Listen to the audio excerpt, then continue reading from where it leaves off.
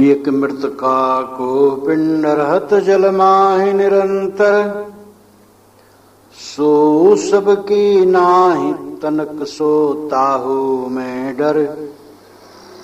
करत हजारन अंग भूप सब भोग करत पित, मिटत आपनी प्यास दान को होत कहाचित। ऐसे दरिद्र दुख सो भरे, तिनहु सो जो चाहत धन। धिक्कार जन्म वा अधम को सदा सर्वदा लीन मन।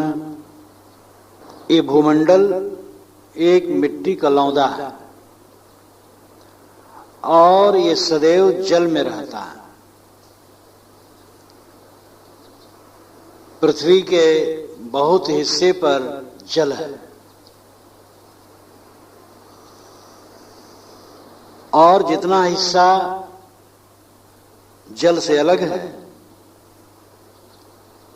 वह भी सबकी नहीं है। तनिक सा हिस्सा कहीं मिलता है और उसमें भी डर लगा रहता है कि छिन्न जाए। करत हजारन अंग भूप सब भोग करत पित। इस जमीन के हजारों अंग राजा लोग करके, बांट बांट करके, छीन छीन करके अपना राज्य कायम करते हैं और उसका भोग करते हैं। मिटत आपनी प्यास दान को होत कहाचित। इन्हीं की प्यास नहीं मिटती है, दान करने का चित्त इनके मन में कहां होगा, दान करने का विचार इनके मन में कहां होगा। ऐसे दरिद्र दुख सो भरे, तिन्हु सो जो चाहत धन। ये राजे महाराजे अत्यंत दरिद्र हैं और दुख से भरे। इनको स्वयं नहीं आटता है और इनसे भी जो धन चाहता है, धिक्कार जन्म वादम को सदा सर्वदा लीन मन। ऐसे रजवाड़ों से जो धन चाहता है उसको धिक्कार है। वो सदा सर्वदा अपने मन के कुविचार में, तृष्णा में ही मानो लीन है। अर्थ है कि जो भूमंडल है छोटा है, उसमें भी बहुत हिस्से में पानी भरा है, बहुत हिस्से में पर्वत है और भी उबड़ खाबड़ है। थोड़ा सा हिस्सा है जो उपजाऊ है और काम का है। उसमें भी हजारों रजवाड़ों ने उसको छीन छीन कर, काट काट कर अपना आधिपत्य बनाया है। उसमें भी सबको डर लगा रहता है कि कब हमारा कितना छिन जाए। ये सब रजवाड़े दरिद्र हैं, दुख से भरे हैं। ये स्वयं संतुष्ट नहीं है। इन दरिद्रों से जो धन चाहता है वो महादरिद्र है। इन दरिद्रों से जो धन चाहता है वो महादरिद्र है। ये रजवाड़ी दरिद्र है। जहां तृष्णा है वहां दरिद्रता है। दरिद्रो सत संतुष्ट, कृपणो यो जितेन्द्रिय, गुणे सशक्त धीरीशो, गुण संगो विपर्जया। श्रीमद् भागवत में कहा गया है कि दरिद्र कौन है? असंतुष्ट।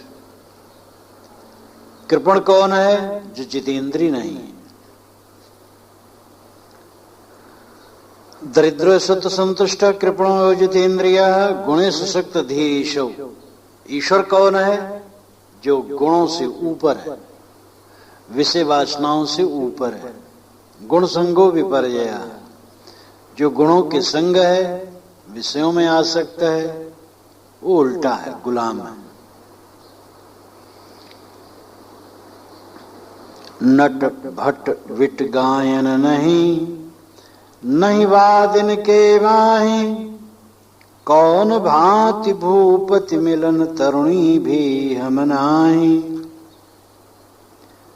वैरागवान कहते हैं कि इन रजवाड़ों से कैसी मुलाकात हो सकती है। मैं नट अगर हूं तो रजवाड़ों से मिल सकता हूं, तमाशा दिखाने के लिए पहुंचूं तो रजवाड़े मिल जाएंगे। भट्ट भाट हूं, इनका गुणान बाद गाऊं तो रजवाड़ी मिल सकते हैं। विट विदूषक हूं, विदूषक मनोरंजन के लिए ये उनका आदर कर देते हैं। गायक हूं, गाना वाना जानता हूं तो रजवाड़ी मिल सकते हैं। नहीं वाद इनकी मां, वाद विवाद करने की मुझे आदत नहीं है। वाद विवाद करने की का अगर ढंग हो तो भी रजवाड़ों से मिल जाऊं। और मैं तरुणी भी नहीं हूं, कोई वेश्या तरुणी हो तो भी रजवाड़ी मिल जाए। किस प्रकार से रजवाड़ी मिल सकते हैं? ये सब कह करके भरतेहर ने रजवाड़ों की मट्टी पलीत कर दी। रजवाड़ी किनको मिलते हैं? नट को मिलते हैं, भाट को मिलते हैं, विदूषक को मिलते हैं, गाने वालों को मिलते हैं, वाद विवाद करने वालों को मिलते हैं, और वेश्या को मिलते हैं। और ये किसको मिलेंगे? इसलिए इन रजवाड़ों से मिलने की तृष्णा महाअज्ञान है। कबीर सीरियल में भी आया था,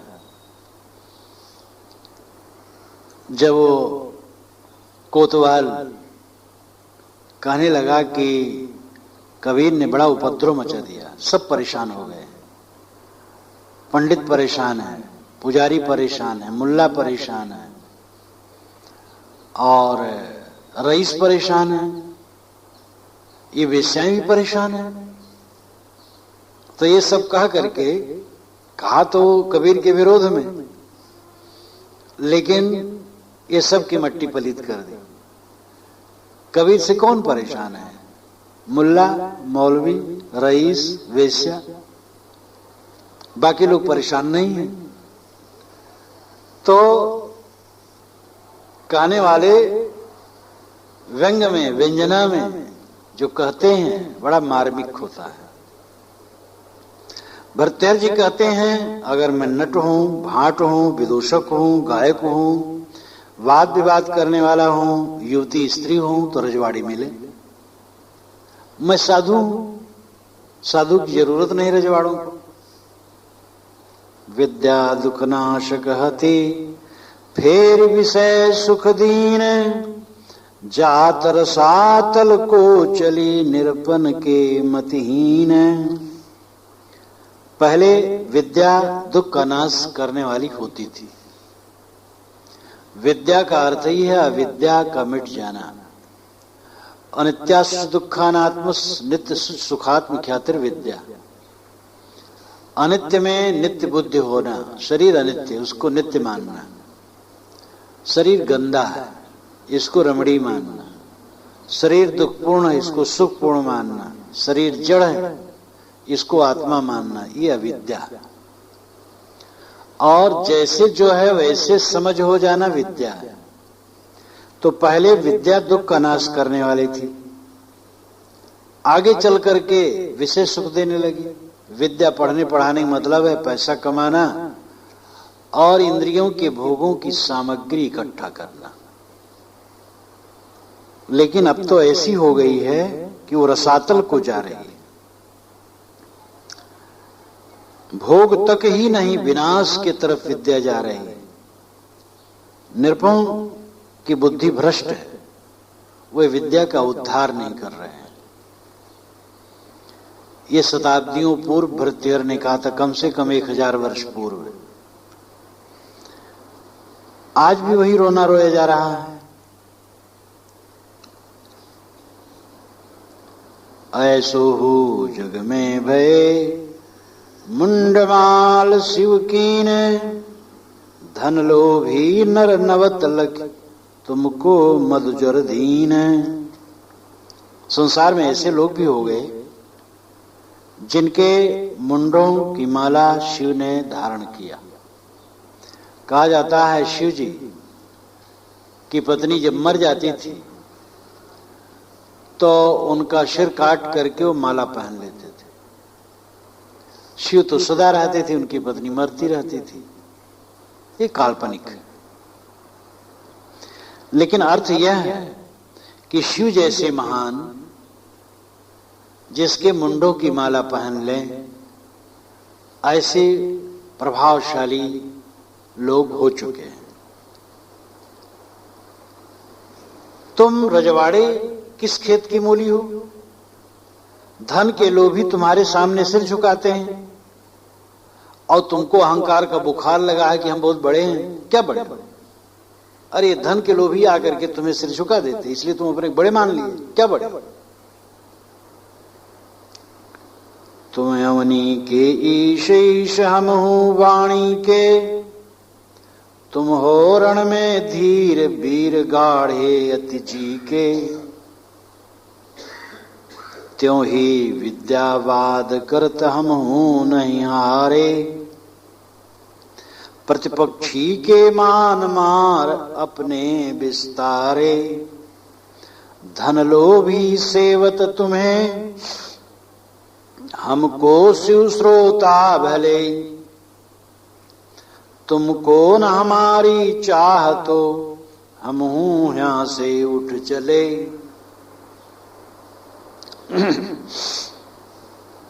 रजवाड़ों को फटकारते हुए भरतेर जी कहते हैं कि तुम पृथ्वी के ईश्वर हो, जमीन का थोड़ा टुकड़ा पा गए हो और उसके ईश्वर बने बैठे हो।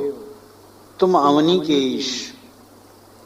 ईश हम हूं वाणी के, तो हम भी वाणी के ईश्वर हैं, हम ज्ञानदाता हैं। तुम हो रण में धीर वीर गाढ़े अति जी के, तुम रण में वीर हो, धीरवान हो, अपने जी के गाढ़े मजबूत हो और लड़ाई में पिछड़ते नहीं हो। त्यों ही विद्यावाद कर पक्षी के मान मारी अपने विस्तारे। हम भी विद्यावाद करने में नहीं हारते हैं, पर पक्षी के मान को मार करके अपनी विद्या का विस्तार करते हैं, तो हम भी वीर हैं। धन लोभी सेवत तुम्हें हमको शिव श्रोता भले, धन के लोभी तुम्हारी सेवा करते हैं, शिव के श्रोता हमारी सेवा करते हैं। जो कल्याण चाहते हैं मुमुक्ष पवित्र आत्मा हमारी सेवा करते हैं। तुम्हारी सेवा तो धन के लोभी करते हैं। तुमको न हमारी चाह तो हम हूं यहां से उठ चले, अगर तुम मुझे नहीं चाहते तो मैं भी जा रहा हूं। ये भरतेर जी फटकारते हैं रजवाड़ों को। बहुत ऊंची बात तो नहीं है। वैरागवान को निष्प्रेह रहने की जरूरत है, कोई क्या कहता हो जाने। विद्या विवाद में भी नहीं पढ़ने की जरूरत है, लेकिन रजोवृत्त लेकर के भरतेर जी कहते हैं, भरतेर जी के इस पद में वैराग्य है और रजोवृत्त संबलित वैराग्य है। तुम रण में वीर हो तो हम विवाद करने में वीर हैं। तुम अपने दुश्मन को पिछाड़ते हो तो हम अपने प्रतिपक्षी को पिछाड़ते हैं। तुम राज्य का विस्तार करते हो तो हम अपनी विद्या का विस्तार करते हैं। तुमसे हम कम नहीं है, ज्यादा है। धन के लोभी तुम्हारी सेवा करते हैं, हमारी सेवा करने वाले शिव लोभी जो कल्याण चाहते हैं मुमुक्ष, वे हमारी सेवा करते हैं। इसलिए हम तुमसे श्रेष्ठ हैं, तुम घमंड मत करो। जब हो समझो ने तबे सर्वज्ञ भयो हो, जैसे गजमद मत अंधता छाए गयो हो। जब सतसंगत पाए कछुक हो समझन लाग्यो, तब ही भयो अति मूढ़ गर्भ गुण को सब भाग्यो। जर चढ़त चढ़त अति ताप जो, उतरत शीतल होत तन। त्यों मन को मद उतरी गोलियो शील संतोष मन। जब मैं थोड़ा समझा तब मैं अपने को समझा कि मैं सर्वज्ञ हूं, अल्पज्ञानी अहंकारी होता है, बहुज्ञ आदमी अहंकारी नहीं होता।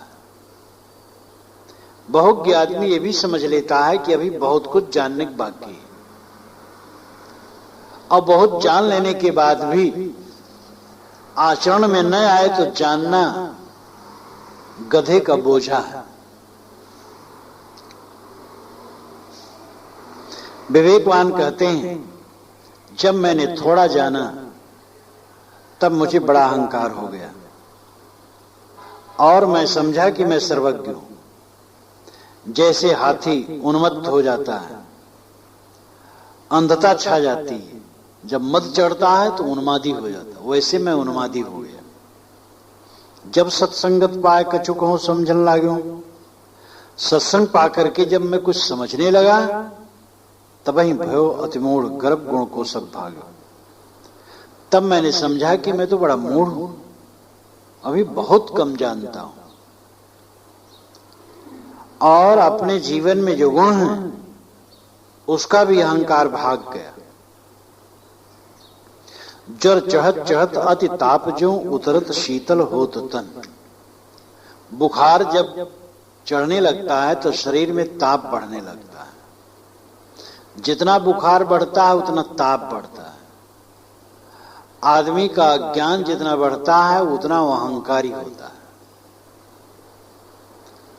वो ज्ञान में उसकी अज्ञान रहता है, थोड़ी जानकारी का प्रमाद रहता है।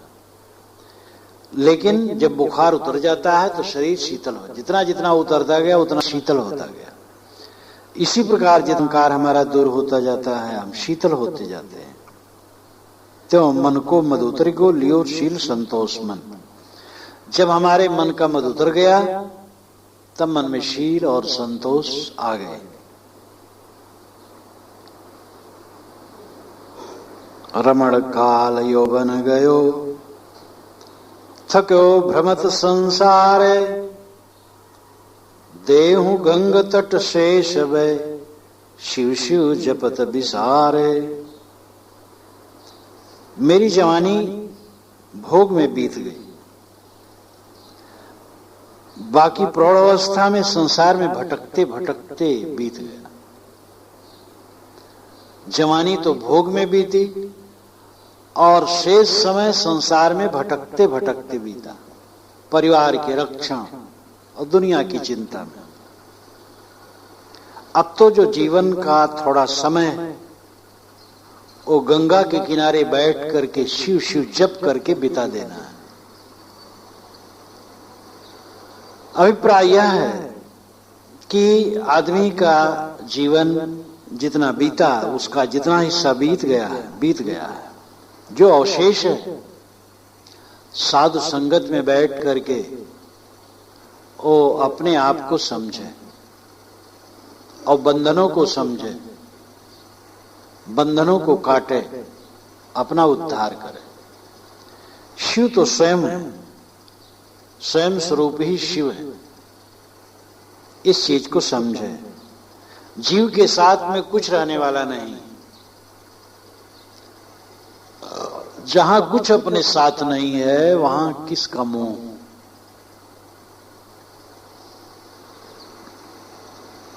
इस संसार में किसी वस्तु का मोह करना अपने आप को धोखे में डालना है। मोक्ष ऐसा देवता है,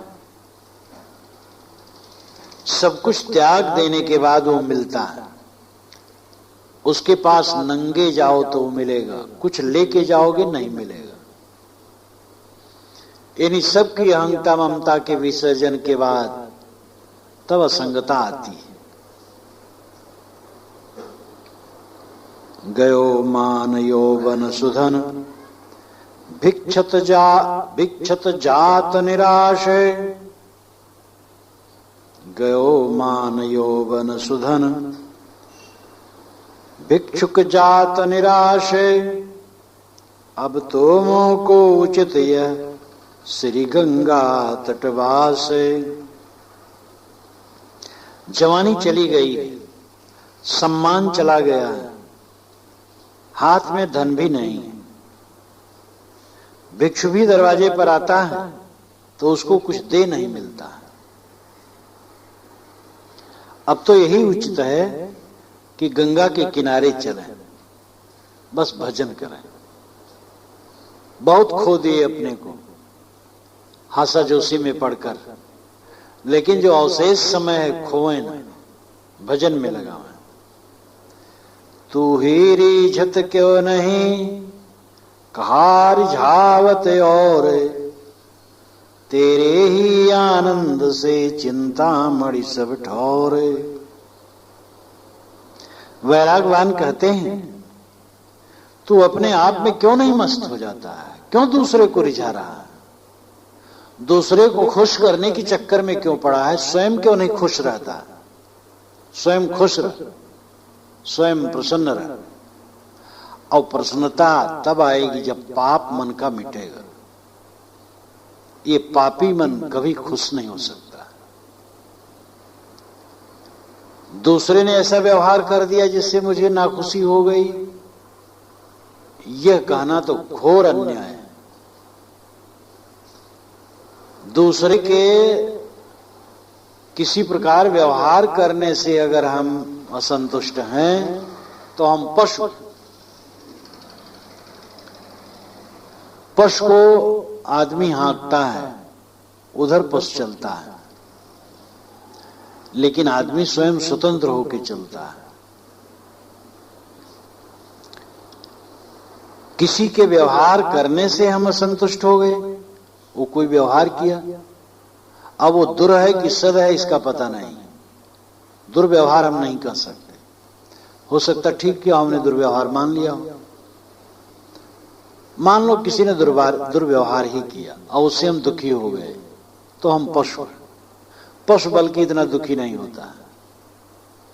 दुखी तो हम अपने पाप के कारण, हमारा अहंकार, हमारी आसक्ति, हमारी कामना हमें जलाती है।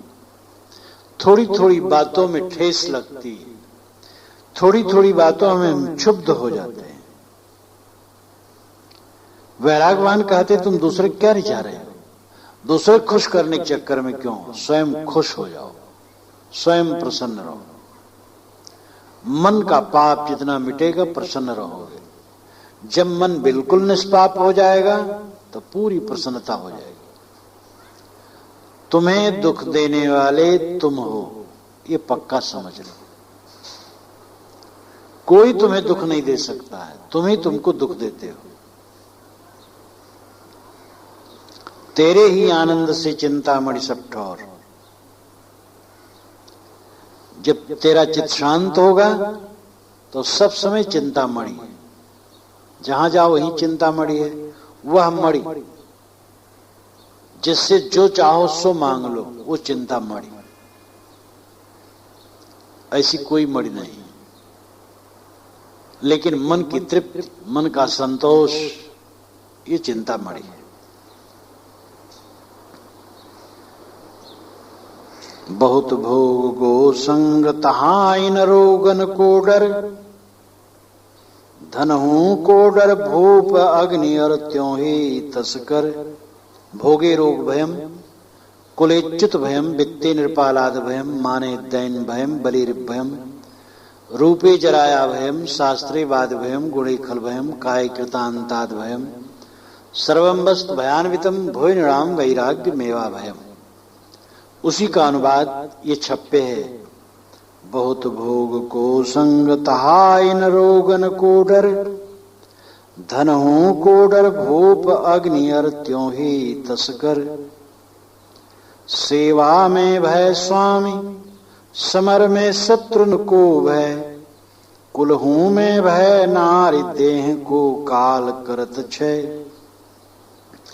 अभिमान डरत अपमान सो, गुण डरपत सुन खल सबद, सब गिरत परत भय सो भरे, अभय एक वैराग्य पद।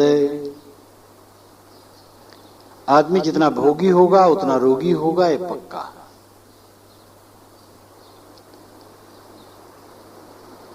धन अधिक बढ़ेगा तो राजा का डर होगा,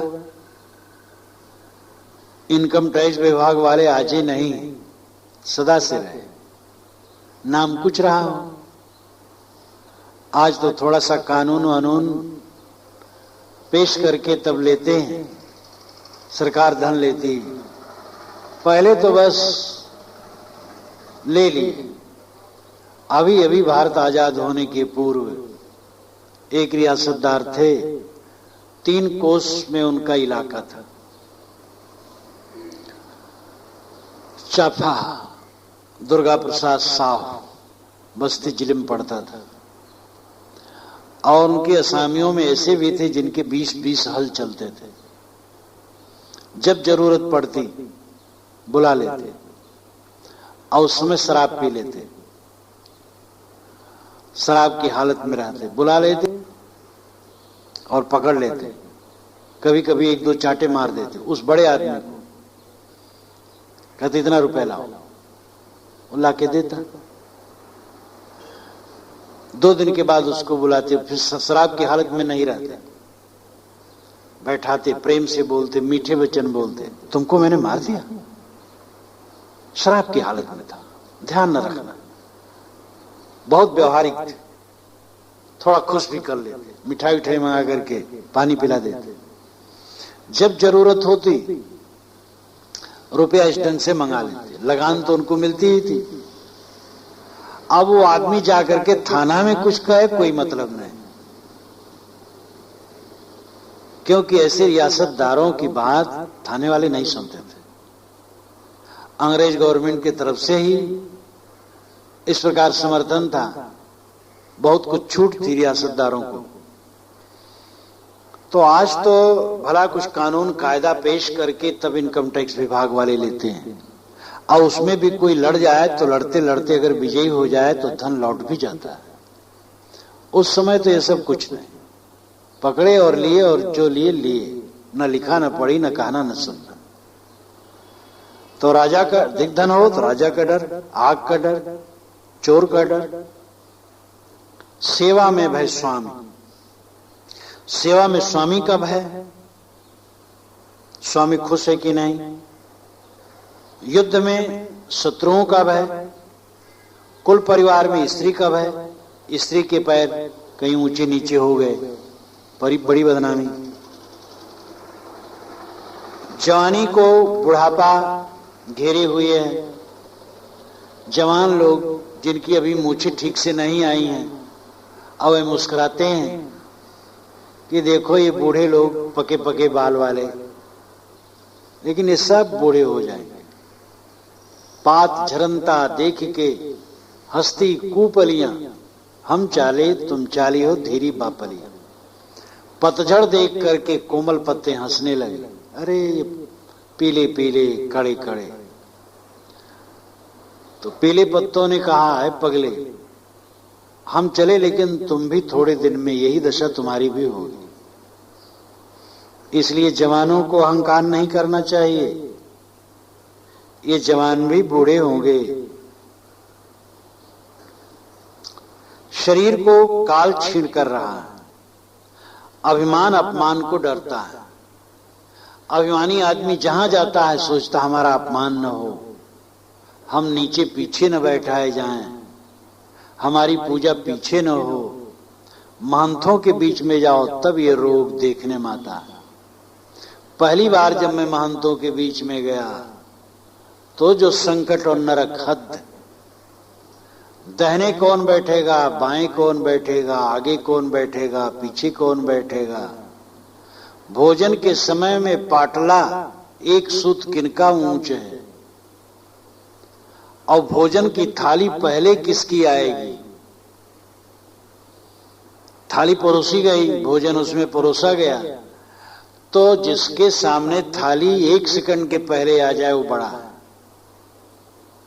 और 1 सेकंड के पीछे आए वो छोटा है। ये बात नहीं कि सब महंत ऐसे होते, निर्माणी महंत होते हैं महंत, लेकिन वो विनम्रता से आके जमीन में बैठ जाएंगे और सेवा करने लगेंगे। ऐसे भी महंत होते हैं। अभिमान डरत अपमान सो, अभिमान अपमान से डरता है। गुण डरपत सुन खल शब्द।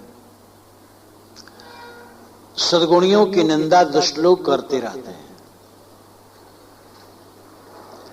अगर वो बर्बर है, वाक निपुण है, तो कहते हैं विवादी। अगर मौन है तो कहते बुद्धू, बेवकूफ। अगर अंग सुगठित नहीं है तो कहते महाभद्दा है। गोबर छोद जैसा मुंह। सुंदर है तो कहते हैं कामी।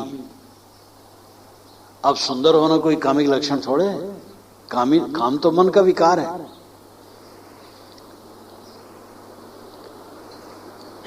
सद्गुणों में दुर्गुण खोजने वाले दुष्ट लोग होते हैं। इस प्रकार दुनिया के सारे वैभव भय से भरे, वैराग्य ही निर्भय पद है। मोह नहीं तो क्या भय। जैसे पंकज पत्र पर जल चंचल ढर जात, त्यों ही चंचल प्राण हो तज जई है निज घात।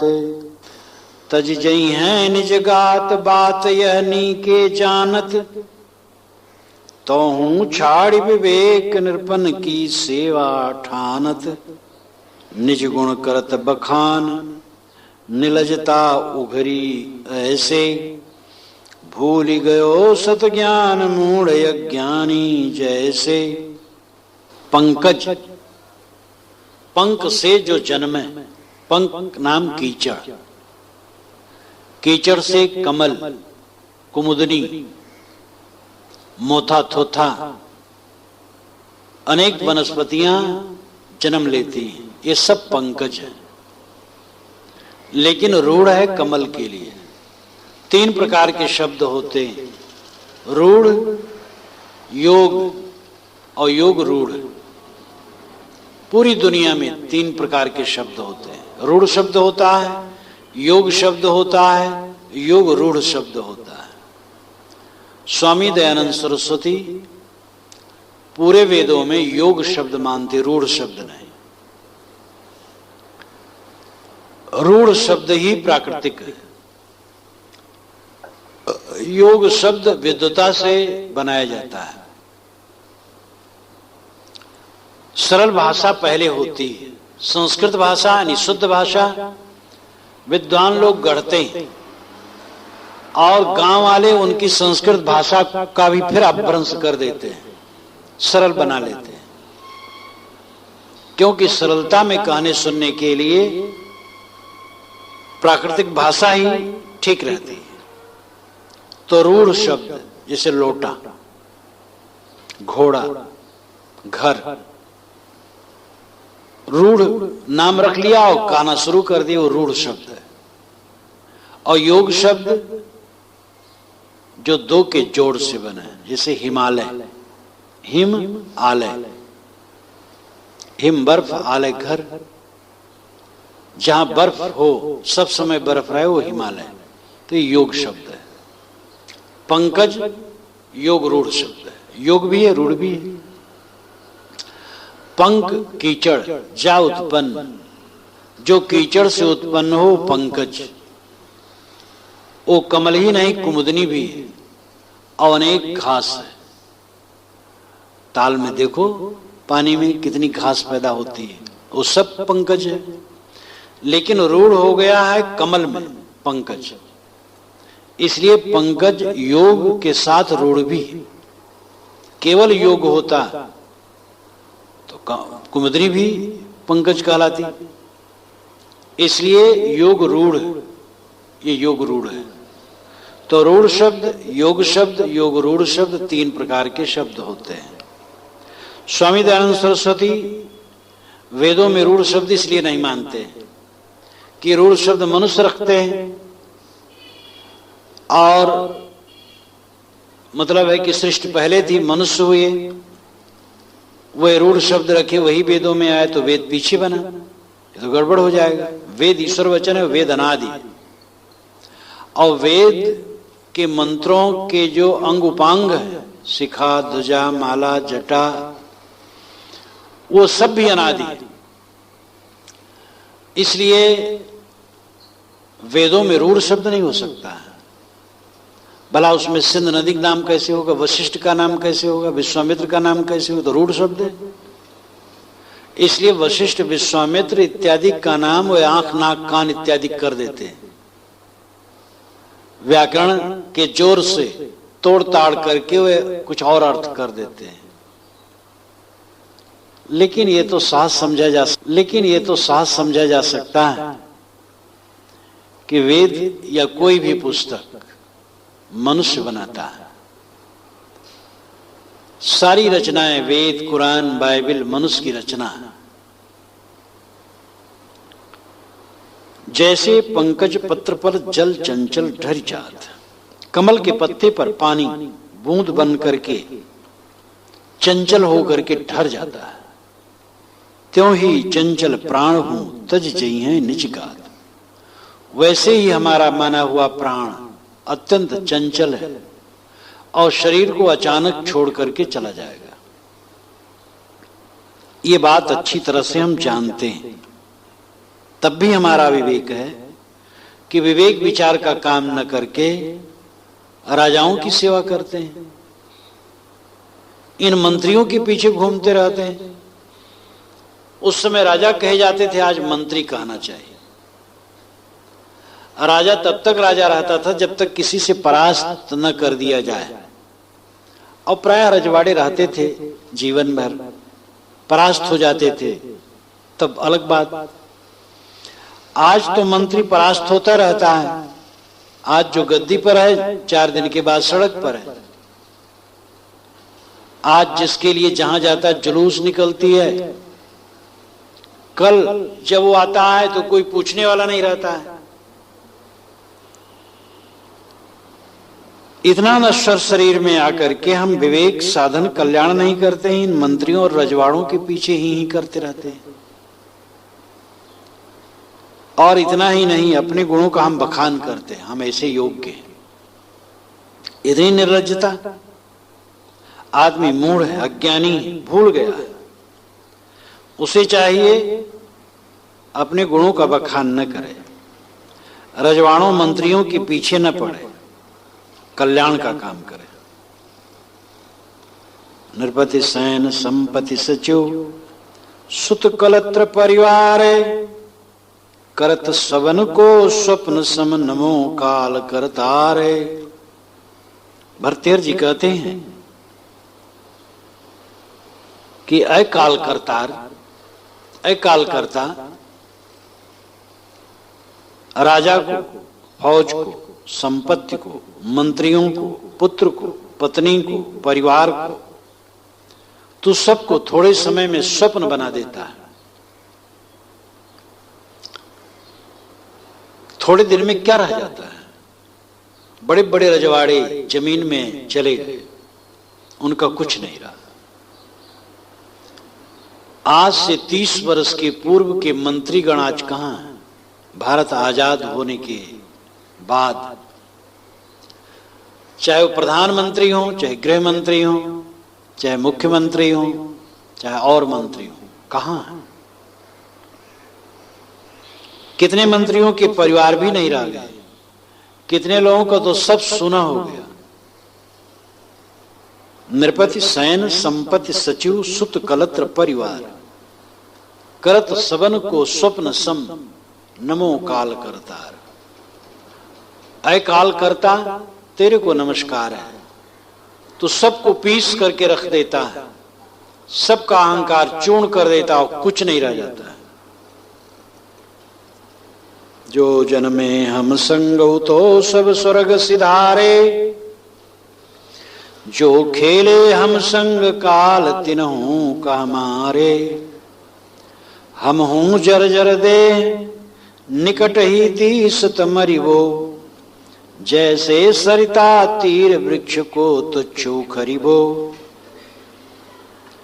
अज हूं नहीं छाड़त मोह मन, उमग उमग उर्झो रहते। ऐसे अचेत के संग सो न्याय जगत दुख को सहते। हमारे साथ में जो जन्म लिए थे उनमें अधिक लोग मर गए। जिनके साथ में हमने खेला था वे भी काल के गाल में चले गए। हमारा शरीर भी निरंतर जर्जर हो रहा, मौत बिल्कुल निकट आ रही है। जैसे नदी के किनारे लगा हुआ वृक्ष, नदी हरदम काटती तट को और वृक्ष की जड़ खोखली होती जाती है, अब गिरा हो रहा है। ऐसे मेरे शरीर की दशा है।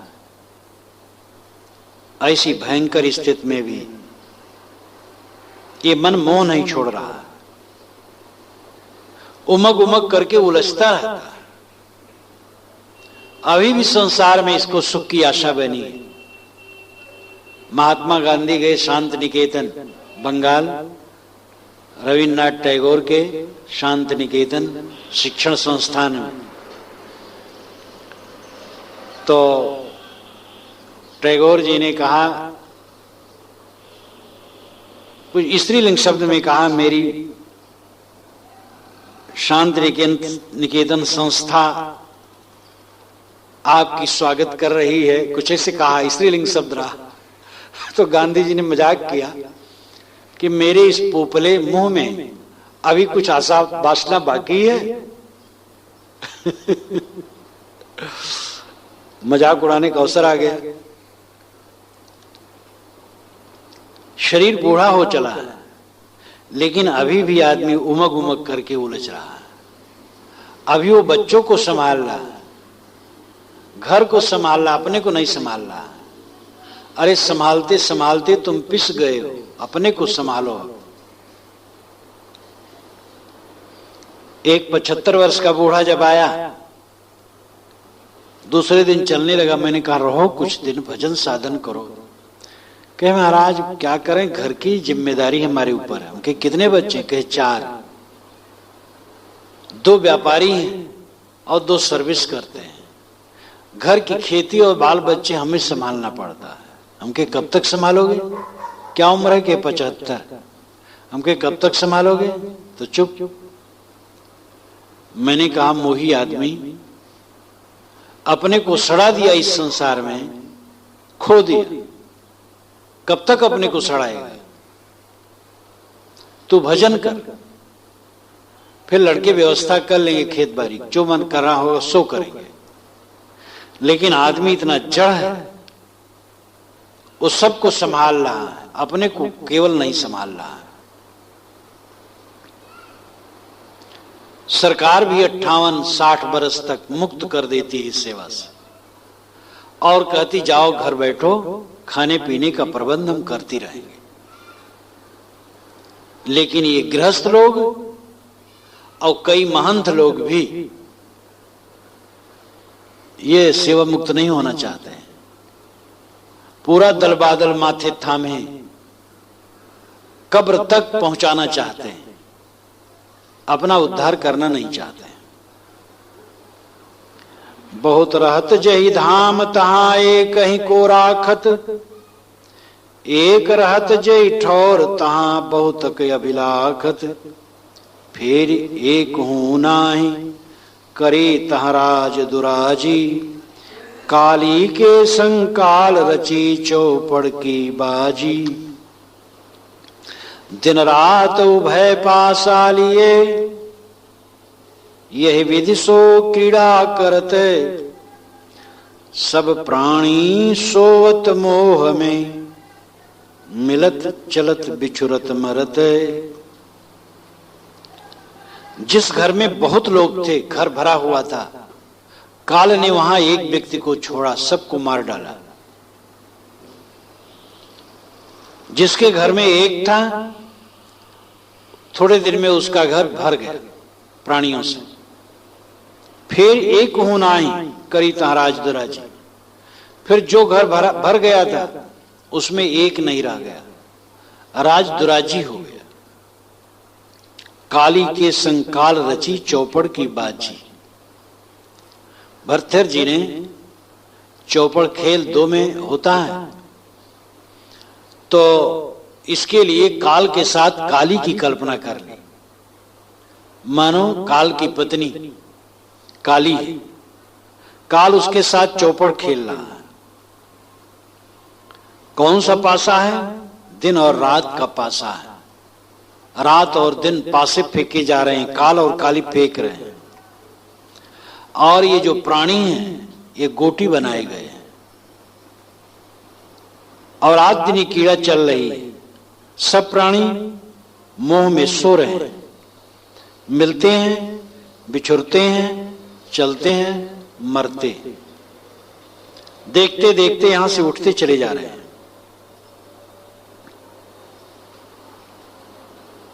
तप तीरथ तरुणी रमण, विद्या बहुत प्रसंग। तप तीरथ तरुणी रमण, विद्या बहुत प्रसंग। कहा कहा मन रुचि करे, पायो तन क्षण भंग। तप करना अच्छा है, तीर्थों में घूमना अच्छा है, तरुणी स्त्री के साथ रहना अच्छा है, विद्या पढ़ना अच्छा है और बहुत बातें अच्छी हैं।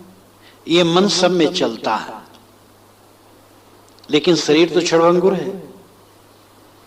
क्या क्या रुचि की जाए? अब विचार करना यह है कि कौन काम करने से दुख की निवृत्ति है और कल्याण है। तरुणी या तरुण के साथ स्त्री पुरुष रहें, काम भोग में उलझे रहें, उसमें तो अपना विनाश करना है, अपने को धोखा देना है।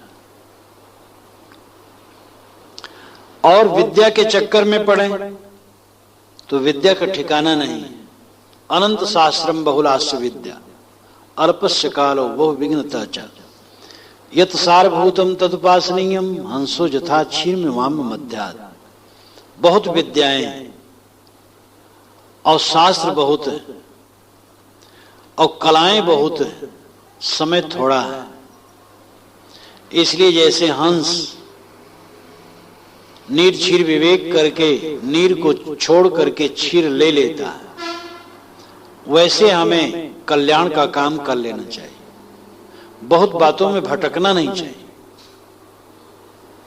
ब्रह्म ध्यान धर गंग तट, बैठूंगो तज संग। कब धो वह दिन होए गो, हिरन खुजावत अंग। भरतेर जी कहते हैं, मैं ब्रह्म ध्यान, आत्म ध्यान, आत्मलीनता में गंगा के तट पर बैठा रहूंगा ध्यान में, और सारा संग छोड़ दूंगा। संग नाम मोह। सारा मोह छोड़ करके गंगा के किनारे ध्यान में बैठ जाऊंगा और हिरन आएंगे और कोई निर्जीव पदार्थ समझ करके अपना शरीर खुजलाएंगे और मैं ध्यान में लीन रहूंगा। ऐसा दिन कब आएगा?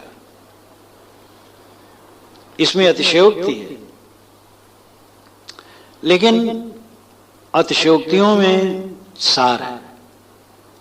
ऐसी निर्द्वंदता, ऐसी शांति मुझे कब मिलेगी जहां पर सारे मोहों का क्षय होगा और अपने आप में मस्त होगा। देव ईश सुर सरि सहित, दिशा बसन गिरि गेह। सुरत काल बट कामिनी, व्रत अदैन्य सुख ये है। देव ईश सुरसर सहित, देवता हमारा ईश हो, शिव। भरतेर जी शिव उपासक थे, हम भी शिव को मानते हैं। आत्मा ही शिव है। प्रपंचोपशमम शांतम शिवम अद्वैतम चतुरम मन्यन्ते, सा आत्मा सा विज्ञा। प्रपंच के उपशमन होने पर शिवत्व का उद्घाटन होता है। जब मन शांत हो गया, प्रपंच शांत। प्रपंच नाम विस्तार। मन शांत हो गया, बस स्वयं शिव है। आत्मा ही देवता हो और गंगा का किनारा हो, दिशाएं वस्त्र हो और घर पर्वत की गुफा हो। काल ही मित्र हो, सुहृद काल, समय ही हमारा मित्र हो और वट का वृक्ष पत्नी हो व्रत अदैन्य हो, व्रत हमारा हो, दीनता न होना, यही सुख है, सच्चा सुख यही है। भर्तृहरि जी कहते हैं आत्मा ही जिसका देवता है, गंगा का किनारा है, दिशाएं वस्त्र हैं और पर्वत की गुफा घर है, समय अपना मित्र है, वृक्ष मानो पत्नी है जिसके नीचे बैठे हैं, व्रत अधीनता है, कोई कामना नहीं, ये परम सुख है। देखो गंगा गिरी स्वर्ग से शिव मस्तक पर, ताहू से गिर जात हिमालय पर्वत ऊपर, पर्वत से भूमाई तहू से सिंधु समानी, पग पग अवगति होत रहत जो असज्ञानी, ताते अहम न कीजिए अहम बड़ो दुख देत खल, अति दीनहीन निर्माण युत ज्ञान पंथ में रमन भल। भर्तृहरि जी ने जो एक छोटे से दोहा में कहा, देव ईश सुर सरि सहित दिशा वसन गिरि गे, सुहृत काल वट कामिनी व्रत अदैन्य सुख है, सबसे असंग। अब इस भाव में कोई पिनक में आ जाए तो पिनक से काम नहीं होता, यह दशा होनी चाहिए। देश काल परिस्थिति के अनुसार बातें सोची जाती हैं। अगर हम इसको परिमार्जित करके आज के अनुसार कहें, देश और काल दोनों के अनुसार, देव ईश आत्मा है, वही हमारा देव है, आत्मा देव है। सुरसर सहित गंगा, गंगा किनारा स्वाभाविक है, गंगा किनारे तो कबीर संस्थान का आश्रम ही बड़ा बन रहा है। दिशावसन नंगा हो, नंगा होने की ठीक नहीं, कपड़ा पहने, हल्का कपड़ा पहने, काम भर का। जो जिनका दिशावसन होता है वो जंगल में रहे तभी ठीक है, ये जो बस्ती में घूमते रहते हैं नंगे लोग अच्छा नहीं करते। गिर गए, पर्वत की गुफा घर हो, खाने पीने को वहां प्रपंच होगा, क्या खाओगे? अब फल फूल वैसे नहीं रहे, कहीं जाकर के गुफा में बैठो तो पता लगे, क्योंकि पेट में ज्वाला तो बढ़ेगी, तब उतर करके तराई में मांगोगे और कुछ नहीं होगा। और ये गंगा किनारे जो मकान का गुफा है उसमें बैठोगे तो गर्म भोजन यहां से पहुंच जाएगा और खा लोगे मस्त, और फिर धीरे से वहीं बनने लगेगा। सुहृद काल, काल ही मित्र है, ये तो सब समय ठीक है।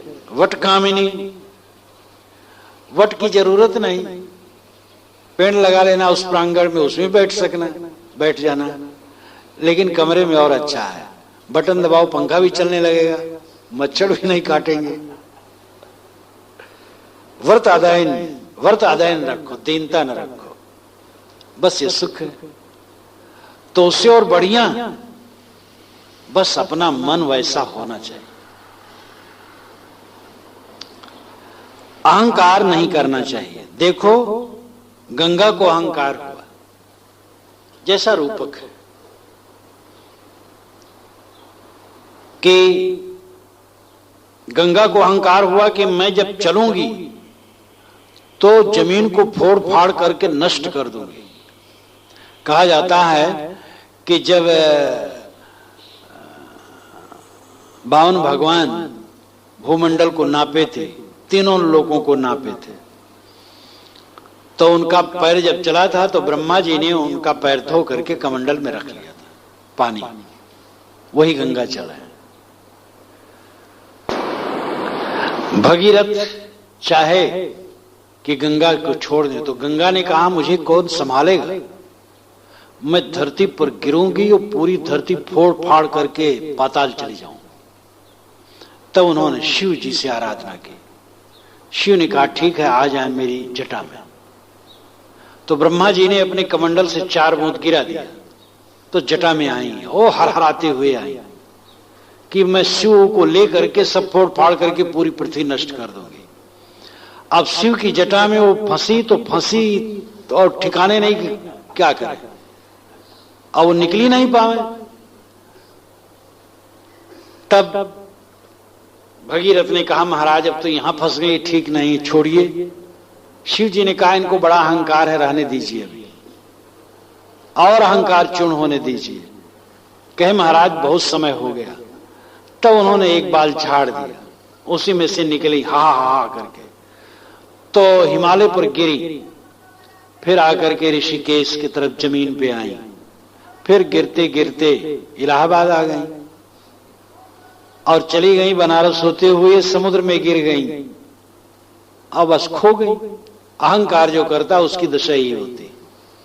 देखो गंगा गिरी स्वर्ग से शिव मस्तक पर, ताहू से गिर जात हिमालय पर्वत ऊपर, पर्वत से भूमाए तहू से सिंधु समानी, पग पग अवगत होत रहत जो अस अज्ञानी। अज्ञानी आदमी के ऐसे पद पद पर अवगत होती है। ताते अहम न कीजिए अहम बड़ो दुख देत खल, अति दीनहीन निर्माण बनी, ज्ञान पंथ में रमन भल। विनम्र होकर के ज्ञान पंथ में रमो।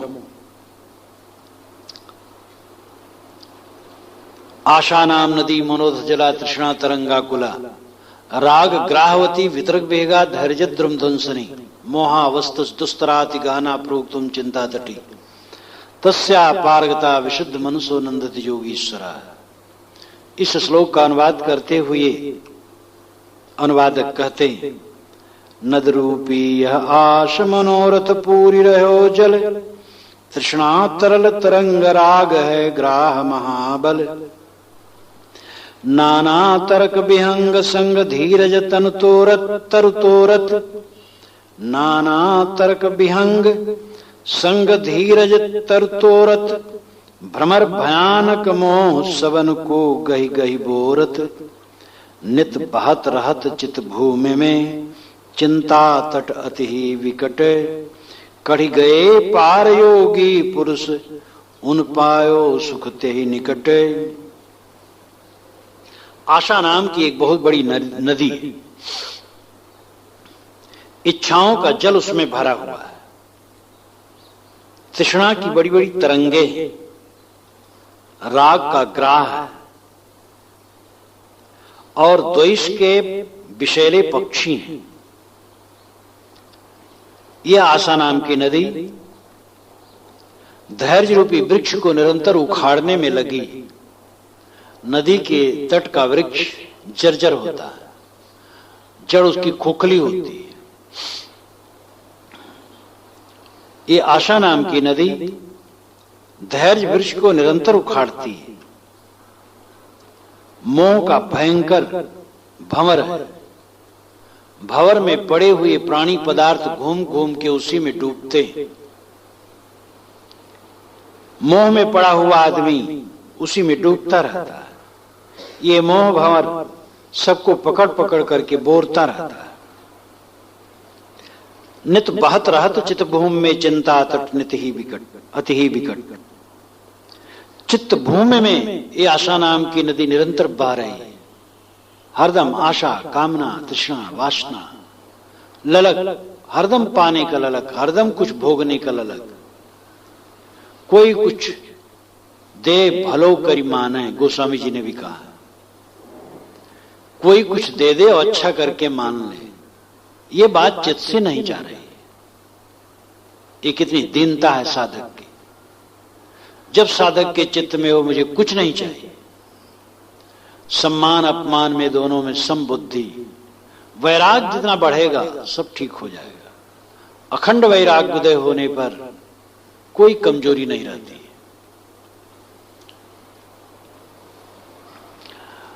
आशा नाम की नदी चित्त भूमि में बहती रहती है और उसके तट है चिंता के। जो आशावान होगा चिंतन रहेगा ही। कढ़ गए पार योगी पुरुष उन पायो सुख ते ही निकट। कोई योगी पुरुष इससे पार हो जाते हैं। जो अपने मन को समेट लेता है वो आशा नाम की नदी से पार होता है। हमें चाहिए अपने मन को विषय वासनाओं से समेटे आशा, तृष्णा, कामना, यही हमारे चित्त के कीड़े हैं जो उसे चाल चाल करके जर्जरीभूत करते हैं और उसमें कुछ फायदा नहीं। निष्काम होने से परम सुख है। आशा छोड़ के हो निराशा, कहें कबीर तब देख तमाशा।